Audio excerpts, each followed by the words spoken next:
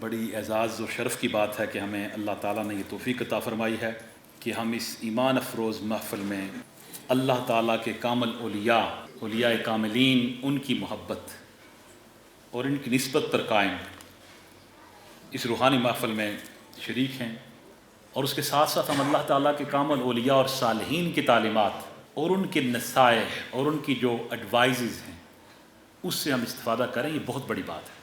میں اس موقع پہ آپ سب کی طرف سے، تمام شرکاء کی طرف سے اور اس پروگرام میں شریک، چونکہ آج دنیا کو گلوبل ولیج کہا جاتا ہے، ایک ڈیجیٹل ایج میں ہم رہتے ہیں، تو لوگ کنیکٹڈ ہوتے ہیں، سنتے ہیں، سناتے ہیں، بہت بڑی بات ہے۔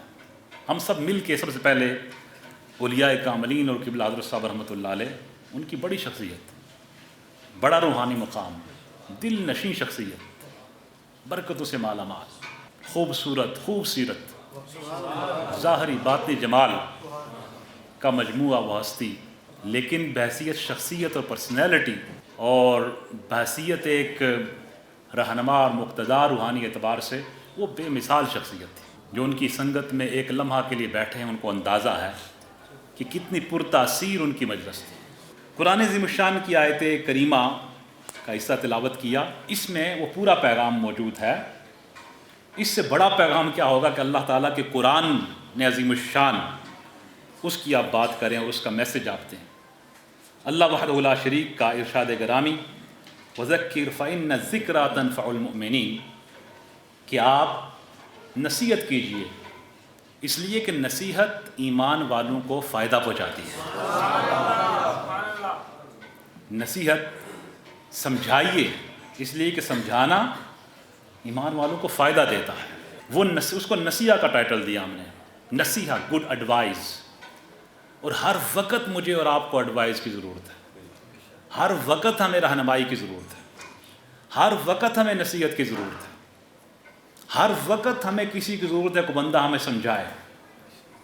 حضور غوث ثقلین شہنشاہ بغداد کا ایک قول میں نے پیش کیا تھا کہ حضرت غوث ثقلین الفتح الربانی سے ایک قول میں نے لیا تھا۔ انہوں نے کہا کہ اللہ کا شکر وہ بندہ ادا کرے جس کے سر پہ کوئی بندہ اس کو پوچھنے والا ہو اور اس کی کریکشن کرنے والا ہو، اس کی رہنمائی کرنے والا، اللہ کا شکر وہ ادا کرے۔ لہٰذا یہ آپ کی میری ہر ایک کی ضرورت ہے، کوئی رہنما، گائیڈ، اسپریچول ماسٹر، منٹور، رہبر، مقتدا، شیخ، مرشد، ہادی، وہ ہمیں رہنمائی کرنے والا۔ اس رہنمائی کے بغیر اس راستے پہ انسان نہیں چل سکتا ہے۔ لیکن یہ قرآنی ارشاد تصوف و طریقت کے انداز تربیہ کو، اس کے پیغام رسانی کو، اس کے فیض باریوں کو اور محبت و مروت کے اس درس کو، اس تصور کو اور بھی زیادہ پختہ کر کے بیان کرتا ہے کہ آپ نصیحت کریں، نصیحت فائدہ پہنچاتی ہے۔ آپ صوفیانہ تعلیمات کو اٹھا کے دیکھ لیں، اللہ کے ولی، اولیاء کاملین، صوفیاء کے سلاسل، طریقہ نقشبندیہ، قادریہ، چشتیہ، سروردیہ، نسبت عالی سیفیہ، تمام اولیاء اللہ کے سلاسل، ہر مرد صالح، ہر مرد ولی، اللہ کا دوست آپ کو ہمیشہ اللہ کی مخلوق کو نصیحت کرتا نظر آئے گا۔ ان کی نصیحت کی ظاہری تاثیر بھی ہوتی ہے اور باطنی بھی ہوتی ہے۔ وہ کلام سے بھی نصیحت کرتے ہیں اور باطنی توجہات سے بھی کر رہے ہوتے ہیں۔ ان کے ہاں کام نگاہ سے ہوتا ہے، ان کا کام نظر سے ہوتا ہے، نگاہ سے ہوتا ہے، توجہ سے ہوتا ہے۔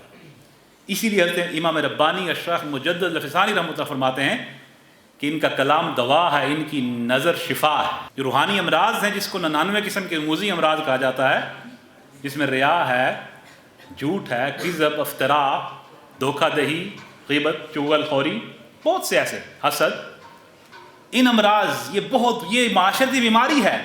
اس چیلنج کو کسی نے قبول نہیں کیا، اللہ کے ولیوں اور صوفیاء نے قبول کیا۔